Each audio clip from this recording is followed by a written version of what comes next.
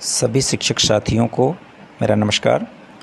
दीक्षा app के प्रयोग के संबंध में आप सुनिश्चित कर लें कि आपकी दीक्षा आईडी लॉगिन हो और वो मानव संपदा से मर्ज हो, साथ में मैपिंग हो, तभी आप दीक्षा ऐप का प्रयोग करें। इसके लिए आप कृपया ध्यान दें। इसमें आप प्रोफाइल पे प्रयोग करने से पहले प्रोफाइल क्लिक करें और इसमें देखें कि ऊपर आपकी दीक्षा आईडी शो कर रही है। यदि वो गेस्ट लिखा है, इसका मतलब आपकी दीक्षा आईडी लॉगिन नहीं है।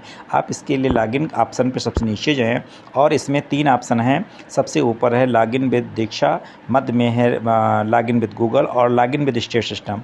स्टेट सिस्टम में मानव संपदा की आईडी और मानव संपदा का पासवर्ड डाल करके खोलने पे आपकी ओरिजिनल आईडी दीक्षा की जो मानव संपदा से मर्ज है वो खुल जाती है। कुछ शिक्षक साथियों की मोबाइल में लॉगिन विद स्टेट सिस्टम पर नहीं खुल पा रहा है। इसके संबंध में हम बताना चाहेंगे कि आप इसमें लॉगिन विद दीक्षा से सबसे ऊपर के ऑप्शन से खोल लीजिए, जिसमें अपना दीक्षा में प्रयोग मोबाइल नंबर अथवा ईमेल आईडी और दीक्षा का पासवर्ड डाल करके खोल लीजिए।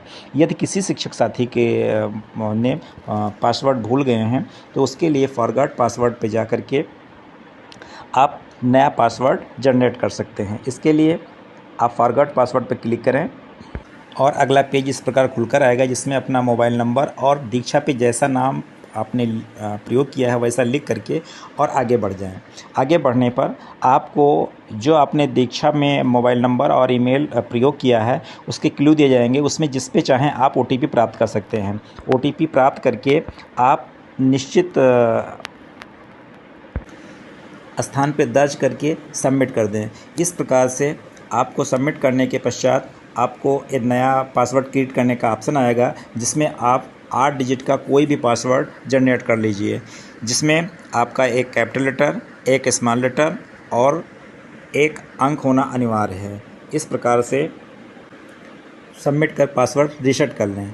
रीसेट करने के बाद आप अपने ऐप के दीक्षा ऐप के मूल ऐप में जाएंगे और उसी प्रकार की लॉगिन प्रक्रिया प्रोफाइल पे जाने पर हम सबसे नीचे लॉगिन और सबसे ऊपर अपना जो भी हमारा अभी मोबाइल नंबर हमने डाला है वो मोबाइल नंबर और पासवर्ड जो भी हमने अभी रीसेट किया है वो मोबाइल नंबर पासवर्ड डाल करके लॉगिन कर लेंगे। लॉगिन करने के पश्चात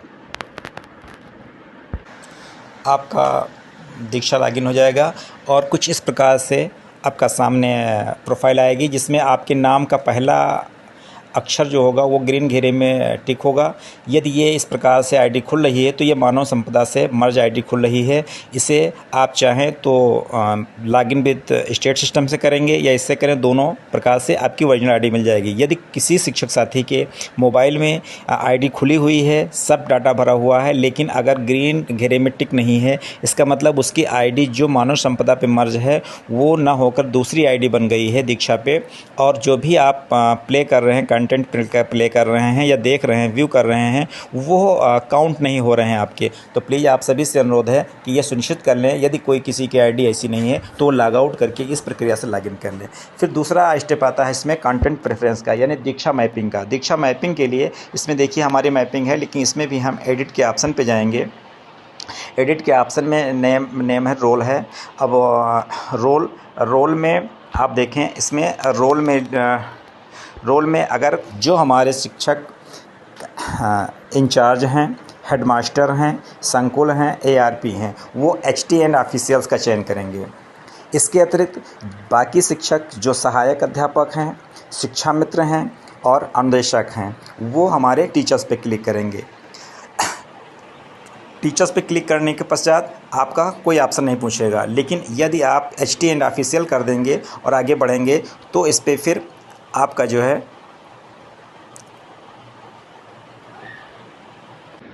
सब रोल में आपका जो भी, अगर आपका पद हेडमास्टर का है तो HM लिखेंगे, आपका जो भी है शिक्षक संकुल लिखेंगे, ARP हैं ARP हैं, और इसके साथ साथ इसमें देख लीजिए जो भी आपका SRG हैं या HM इंचार्ज हैं सबसे नीचे है, तो इस पर अपने पद का आप देख सकते हैं। इसके साथ साथ हम बताना चाहेंगे इसमें एक से अधिक ऑप्शन किया सकते हैं। जैसे कोई शिक्षक साथी वो इंचार्ज हेडमास्टर है और साथ में शिक्षक संकुल है, दोनों का वो चयन कर सकता है, या हेडमास्टर है